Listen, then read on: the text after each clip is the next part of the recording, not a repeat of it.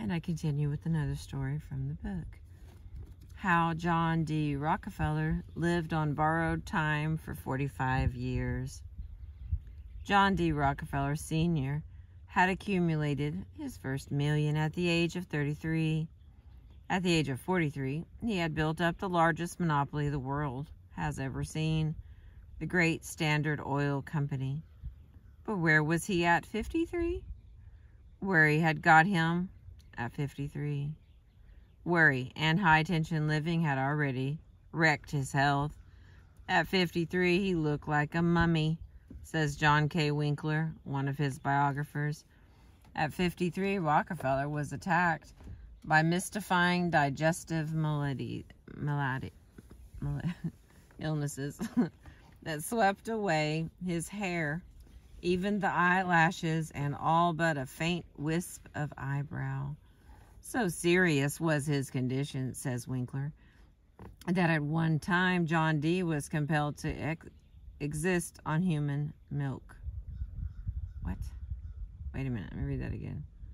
So serious was his condition, says Winkler, that at one time John D. was compelled to exist on human milk.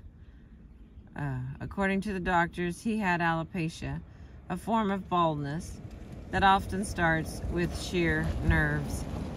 He looked so startling with his stark bald dome that he had to wear a skull cap. Later, he had wigs made at $500 a piece, and for the rest of his life he wore those silver wigs. Rockefeller had originally been blessed with an iron constitution. Reared on a farm, he had once had stalwart shoulders, an erect carriage, and a strong, brisk gait. Yet at only 53, when most men are at their prime, his shoulders drooped and he shambled when he walked. When he looked in a glass, says John T. Flynn, another of his biographers, he saw an old man.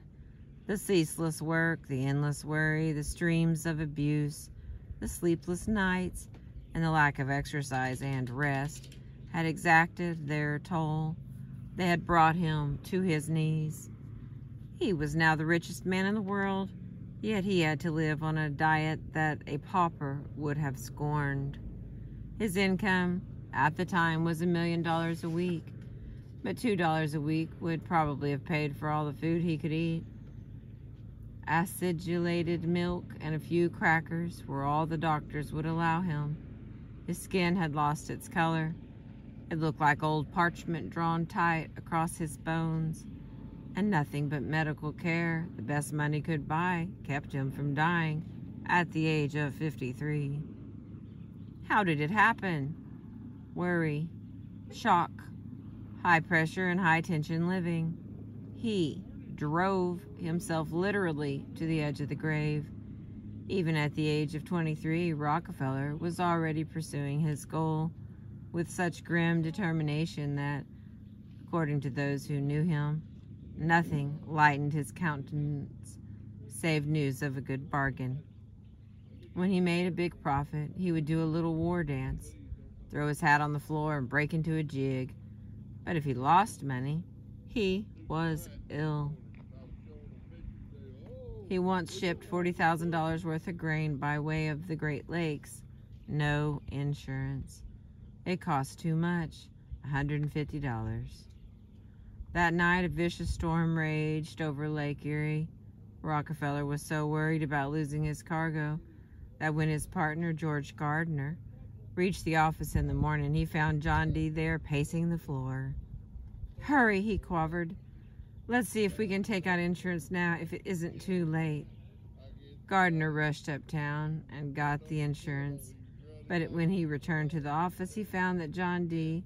in an even worse state of nerves. A telegram had arrived. In the meantime, the cargo had landed, safe from the storm. He was sicker than ever now because they had wasted the $150. In fact, he was so sick about it that he had to go home and take to his bed. Think of it. A year, yet he made himself so ill over $150 that he had to go to bed. This man makes $500,000 a year, and he's so sick over $150. He had no time for play, no time for recreation, no time for anything except making money and teaching Sunday school. When his partner, George Gardner, purchased a second-hand yacht with 3 other men for $2,000, John D. was aghast, refused to go out in it. Gardner found him working at the office on one Saturday afternoon and pleaded, "Come on, John, let's go for a sail. It will do you good. Forget about business. Have a little fun." Rockefeller glared. "George Gardner," he warned, "you are the most extravagant man I ever knew.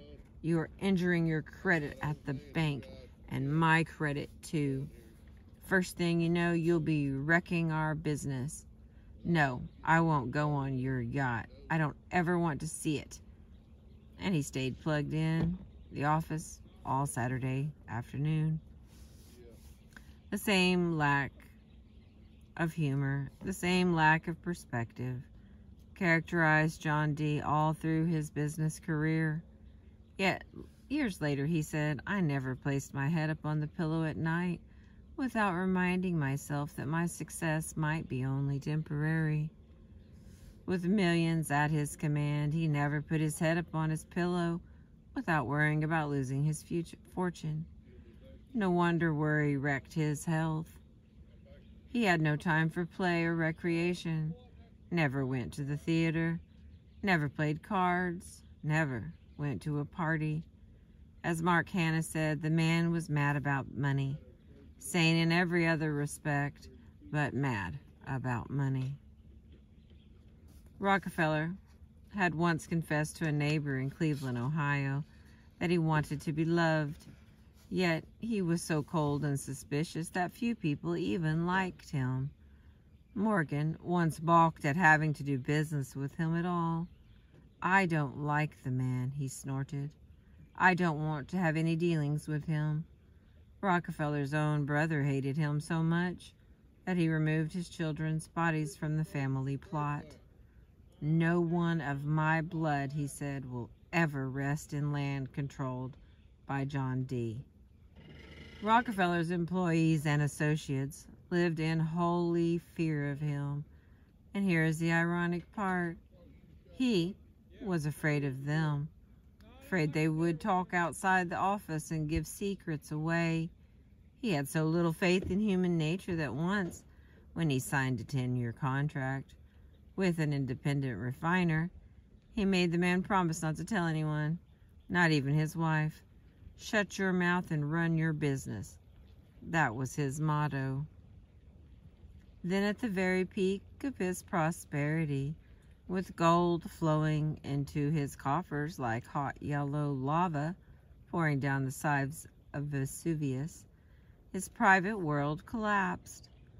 Books and articles denounced the robber baron war of the Standard Oil Company, secret rebates with railroads, the ruthless crushing of all rivals.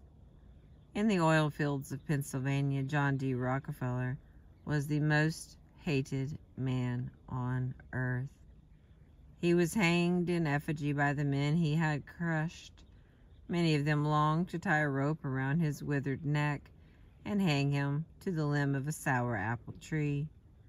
Letters breathing fire and brimstone poured into his office, letters threatening his life. He hired bodyguards to keep his enemies from killing him. He attempted to ignore this cyclone of hate. He had once said cynically, "You may kick me and abuse me, provided you will let me have my own way." But he discovered he was human after all. He couldn't take hate and worry too. His health began to crack. He was puzzled and bewildered by this new enemy, illness, which attacked him from within.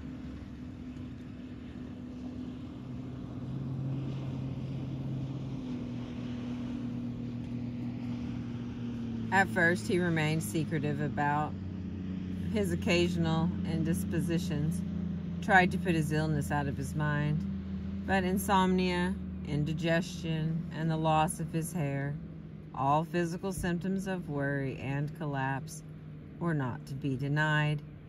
Finally, his doctors told him the shocking truth. He could take his choice, his money and his worries, or his life. They warned him he must either retire or die. He retired. But before he retired, worry, greed, fear had already wrecked his health. When Ida Tarbell, America's most celebrated female writer of biographies, saw him, she was shocked. She wrote, "An awful age was in his face. He was the oldest man I have ever seen." Old?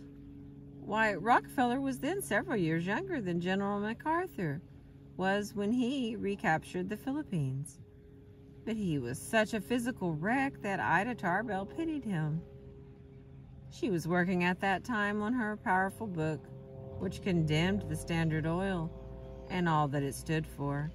She certainly had no cause to love the man who had built up this octopus.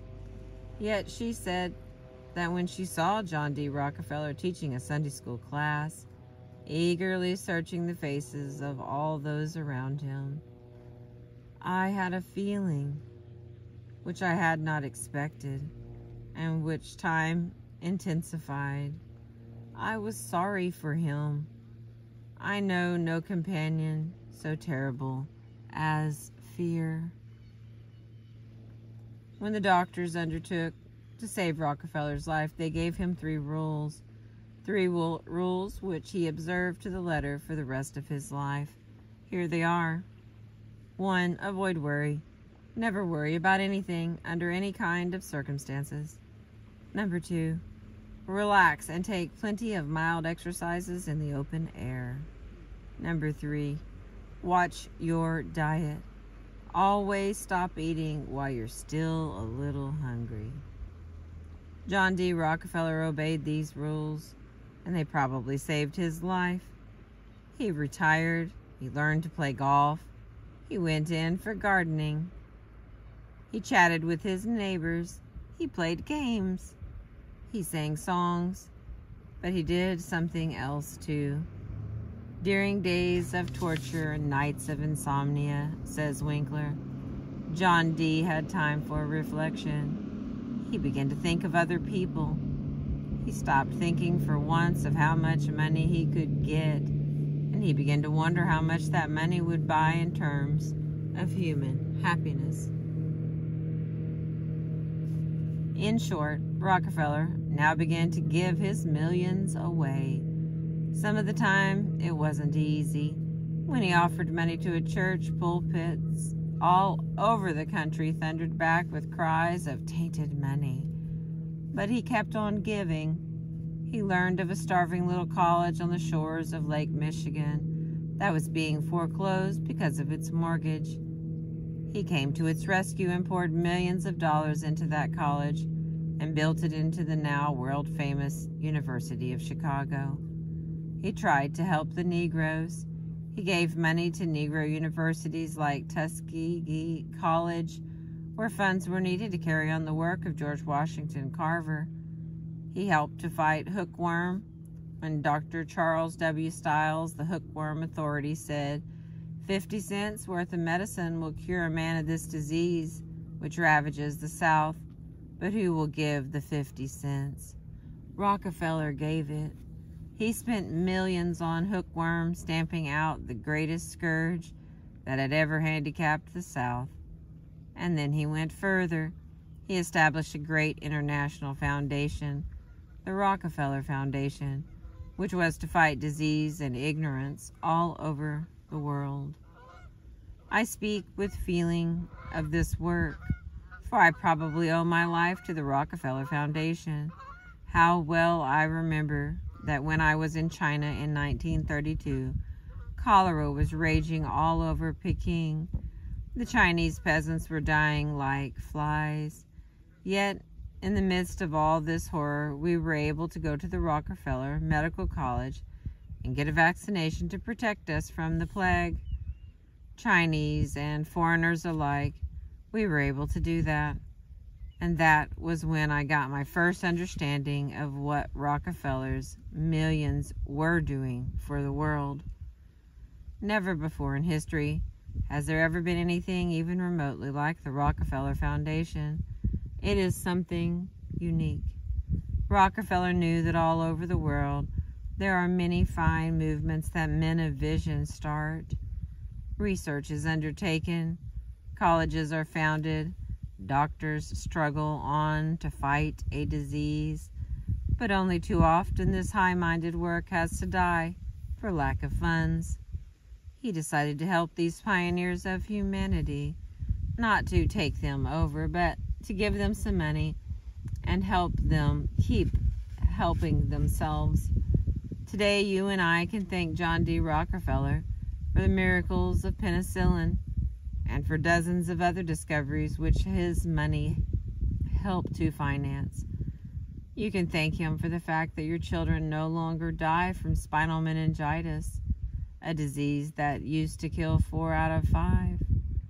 And you can thank him for part of the inroads we have made on malaria and tuberculosis, on influenza and diphtheria, and many other diseases that still plague the world. And what about Rockefeller? When he gave his money away, did he gain peace of mind? Oh yes, he was contented at last. If the public thought of him after 1900 as brooding over the attacks on the Standard Oil, said Alan Nevins, the public was much mistaken. Rockefeller was happy. He had changed so completely that he didn't worry at all. In fact, he refused even to lose one night's sleep when he was forced to accept the greatest defeat of his career. That defeat came when the corporation he had built, the huge Standard Oil, was ordered to pay the heaviest fine in history. According to the United States government, the Standard Oil was a monopoly in direct violation of the antitrust laws. The battle raged for 5 years. The best legal brains in the land fought on in what was up to then the longest court war in history. But Standard Oil lost.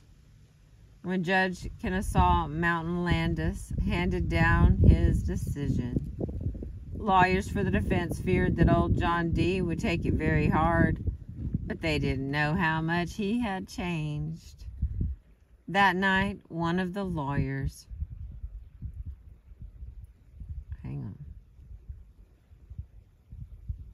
That night, one of the lawyers got John D on the phone. He discussed the decision as gently as he could and then said, "Mister," with concern, "I hope you won't let this decision upset you.